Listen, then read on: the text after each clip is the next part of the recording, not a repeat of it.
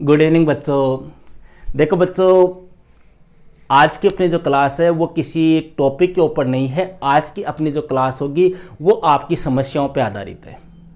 कई बच्चों के मेरे पास में कमेंट आ रहे हैं पिछले कई दिनों से कि गुरुजी एग्ज़ाम पास में आ गई है, और पास में आ गई है, सही बात है। अगर आज अपने देखें तो अपने पास में एग्ज़ाम के लिए मात्र 30 दिन का समय बचा है। आज 6 फरवरी हो गई है और 10 मार्च के लगभग अपने एग्ज़ाम स्टार्ट है। तो अपने मोटा मोटा अगर आइडिया लगाए तो अपने पास में कितने दिन का समय है? 30 दिन का समय है। और सब्जेक्ट कितने हैं अपने पास में? 6, ये सॉरी 5। सब्जेक्ट कितने हैं? 5। और दिन कितने हैं? 30। अब आप देख लो एक सब्जेक्ट में कितना दिन मिल रहा है आपको? मात्र 6 दिन मिल रहा है। आप ये मत सोचो कि गुरुजी हाल तो एक महीनों पढ़े, एक महीनों नहीं है। आप ये देखो कि एक किताब को पढ़ने के लिए आपके पास है मात्र कितने दिन का समय है? 6 दिन का समय है। अब देख लो आपको किस प्रकार से तैयारी करनी है, समझ रहे हो? तो देखो, अपने कई बच्चों के मेरे पास में कमेंट आ रहे हैं कि गुरुजी आपने लास्ट ईयर भी हमें कुछ अच्छा मोटिवेट किया था, हमें कुछ अच्छी बातें बताई थी जिससे हमने अच्छी स्कोरिंग प्राप्त की है, इस बार भी आप कुछ हमारे लिए ऐसा करो। तो आपके जो कमेंट में देख रहा था उन कमेंटों में सबसे ज़्यादा मेरे पास में जो 2 कमेंट बच्चों के आए वो कौन से हैं? 90% बच्चों की ये सवाल है कि गुरुजी मैं पढ़ा तो बहुत था पर मुझे याद ही को नहीं हुए। पहला कमेंट यही है, गुरुजी याद ही को नहीं हुए के करा।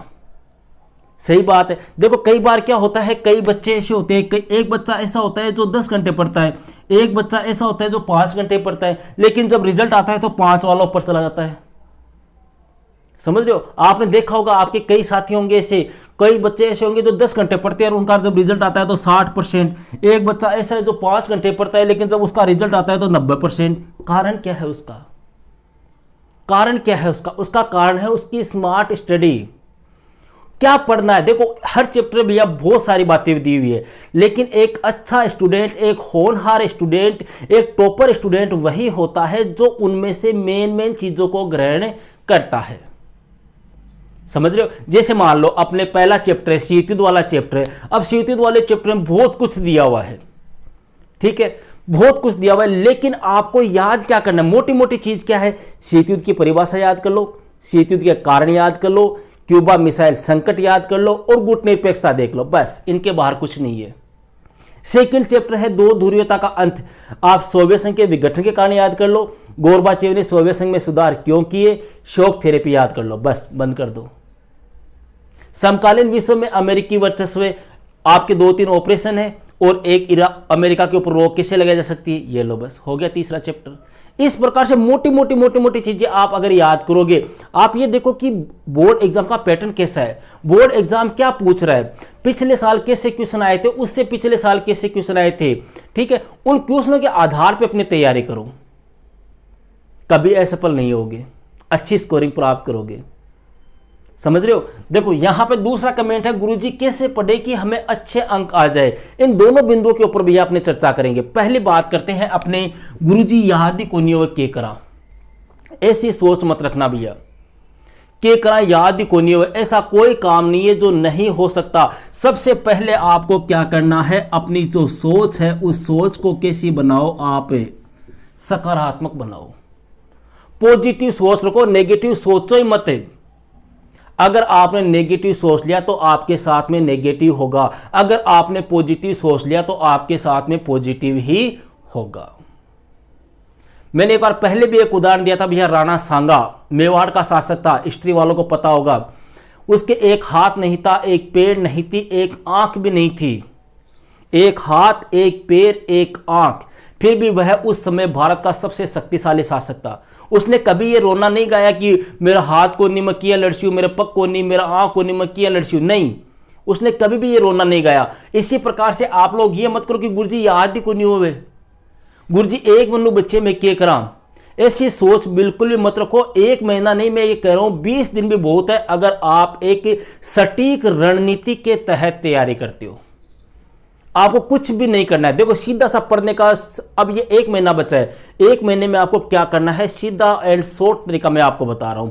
आप हर सब्जेक्ट का ब्लूप्रिंट लो, समझ रहे हो? हर सब्जेक्ट का ब्लूप्रिंट लो। इस बार ब्लूप्रिंट कैसा है, उस ब्लूप्रिंट में जैसे मान लो पहला पार्ट है अपने शीतयुद्ध का दौर, उसमें एक क्वेश्चन बड़ा आएगा, 2 क्वेश्चन आएंगे एक एक अंक के, एक क्वेश्चन 4 अंक आएगा और 2 क्वेश्चन कैसे आएंगे, एक एक अंक के आएंगे। तो अब आप देखो कि उसमें कौन कौन से प्रश्न मेन है भाई। एक एक अंक वाले में क्या पूछेगा आपको, शीत युद्ध कब हुआ, शीत युद्ध किन के बीच में हुआ, नाटो या वार्सा पैक्ट। ये लो साहब, एक एक अंक वाला हो गया, यही है मेन। ठीक है, 4 अंक का क्वेश्चन आपको पूछेगा, क्या पूछेगा, शीत युद्ध किसे कहते हैं, शीत युद्ध के कोई 4 कारण बताइए। ठीक है, या गुटनिरपेक्षता की नीति क्या है, भारत ने यह नीति क्यों अपनाई, या भारत के द्वारा अपनाई गई गुटनिरपेक्षता की नीति की आलोचना किन आधारों पर की जाती है। इस प्रकार के ये क्वेश्चन है। हो गया पहला चैप्टर कंप्लीट। लेकिन अगर आप उसको बैठ के लग गए सारे प्रश्न याद करने में तो भैया पॉसिबल नहीं है। दूसरा चैप्टर है 2 ध्रुवीयता का अंत। इसमें 6 प्रश्न आएंगे, 6 के 6 से आएंगे, एक एक अंक वाले आएंगे। तो यहां पर आपको बड़ा क्वेश्चन याद ही नहीं करना है, छोटे छोटे क्वेश्चन याद करो। सोवियत संघ का विघटन कब हुआ, सोवियत संघ का उत्तराधिकारी कौन बना, शीत युद्ध की समाप्ति के बाद में एक विश्व में महाशक्तिशाली देश कौन सा बना, शॉक थेरेपी का शाब्दिक अर्थ क्या है, विश्व की ग्रास सेल किसे कहा जाता है। ये लो छोटे छोटे प्रश्न हो गए, कोई दिक्कत ही नहीं है। अगर आप ब्लूप्रिंट को सामने रख के ब्लूप्रिंट के अकॉर्डिंग अगर भैया आप तैयारी करते हो तो मेरे ख्याल से 1 महीना भी अभी बहुत है। और अगर आप कभी इधर देख रहे हो, कभी पासबुक पढ़ रहे हो, कभी डेस्क वर्क पढ़ रहे हो, कभी यूट्यूब पे जा रहे हो, कभी ऑनलाइन पढ़ रहे हो, कभी ऑफलाइन पढ़ रहे हो, तो मेरे ख्याल से आपके लिए 1 महीना भी बहुत कम है। अगर आप एक अच्छी सोची समझी रणनीति के तहत, एक बेस्ट टाइम टेबल के तहत, एक सटीक रणनीति के तहत, एक सकारात्मक सोच के साथ में अगर आप तैयारी करोगे तो आपको अच्छी स्कोरिंग से रोकने वाला कोई भी नहीं है।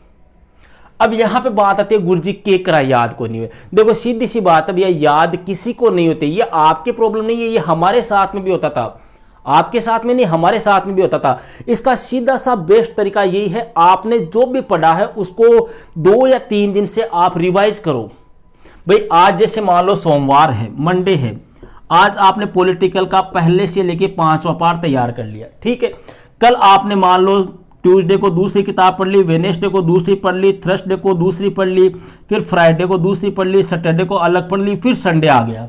तो संडे को एक काम करो, यहां पर इन 6 दिनों में आपने जो भी पढ़ा है ना, इसका पूरा रिवाइज कर दो संडे को।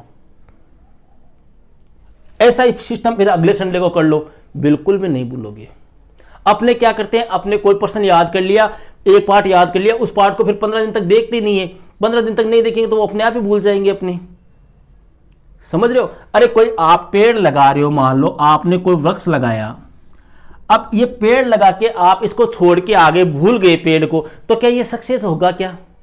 बिल्कुल नहीं होगा। आज आपने पेड़ लगाया, पानी डाल दिया, 2 दिन बाद में वापस को संभालो, पानी डालो, खाद डालो, 5 दिन बाद में वापस को संभालो। अगर आप इसकी केयर करोगे ना तो ये पेड़ कभी भी नहीं गलेगा।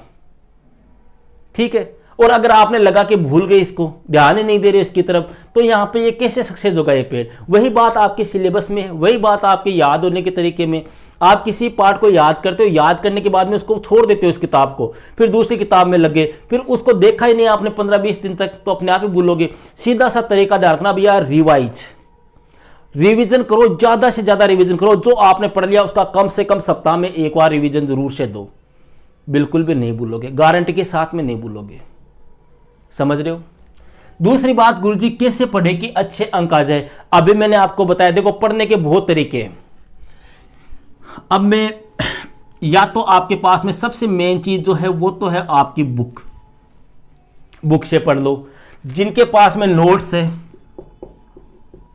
चाहे वो उनकी स्कूल वालों ने लिखाए हो या अपने वीडियो से बनाए हो या कहीं से भी लियो, अगर आपके पास में अच्छे नोट्स है, बेस्ट नोट्स है, नोट्स का मतलब ऐसे होने चाहिए कि उनसे बाहर कुछ जाए नहीं, ऐसे नोट्स, तो उन नोट्स से पढ़ लो। या फिर कई बच्चे पूछते हैं गुरुजी पासबुक से पढ़ लिया गए, तो पासबुक से पढ़ लो।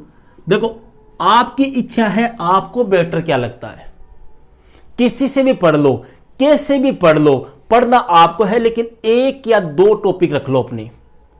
ऐसे नहीं कि पासबुक भी ले ली, नोट्स भी ले लिए, किताब भी ले ली, यूट्यूब वीडियो भी ले लिया, मनोजी सर से भी पढ़ लिया, उनसे भी पढ़ लिया, उनसे भी पढ़ लिया। ऐसे पढ़ोगे तो भैया फिर वो खिचड़ी मिक्स हो जाएगी। आपको पॉलिटिकल पढ़नी है, एक देख लो भाई, यूट्यूब पे आप वीडियो देखते हो, मान लो यूट्यूब पे पॉलिटिकल 50 आदमी पढ़ाते हैं, 100 आदमी पढ़ाते हैं, आपको बेस्ट किसका लग रहा है बस उसी के देखो, बाकी सब बंद कर दो। क्योंकि मेरे से पढ़ोगे, मैं कुछ अलग बताऊंगा, दूसरा अलग बताएगा, तीसरा अलग बताएगा, सब अपनी जगह सही है, लेकिन उसमें फिर आप कंफ्यूज हो जाओगे। मैं ये नहीं कह रहा कि मेरे पास ही देखो, आपको जो टीचर अच्छा लगता है, जो बेस्ट लगता है, उसके वीडियो आप देखो, लेकिन सबके मत देखो। क्यों? क्योंकि अब इतना टाइम अपने पास में है नहीं, अपने पास में मात्र 30 दिन का समय है। जो मेरे से जुड़े हुए हैं जो बच्चे, उनको मैं यही कहूंगा कि आप लोगों को सिर्फ जो मैंने नोट्स करवाए हैं वो, और हर पार्ट के मैं आपको जो मोस्ट क्वेश्चन बता रहा हूं वो, ठीक है, उनको आप देख लो। उनके अलावा मेरे ख्याल से आपको अन्य कुछ देखने की आवश्यकता नहीं है, इनसे बाहर कुछ भी नहीं आएगा। लास्ट 2 साल से तो यही हो रहा है कि जो क्वेश्चन मैं करवा रहा हूं, उन्हीं क्वेश्चनों में से अपना लगभग पेपर 100% आ जाता है, उनसे बाहर नहीं आता। तो ये अपने 2 समस्याएं या 2 कमेंट जो थे वो बच्चों के कई दिनों से आ रहे थे। इनके अलावा भी अगर आपकी कोई प्रॉब्लम हो और कोई समस्या हो, पढ़ाई से संबंधित किसी प्रकार की कोई शंका हो, कोई गुंजाइश हो, कुछ पूछना हो, तो आप कमेंट बॉक्स में मुझे मैसेज कर सकते हैं। ओके भैया, दैट्स ऑल।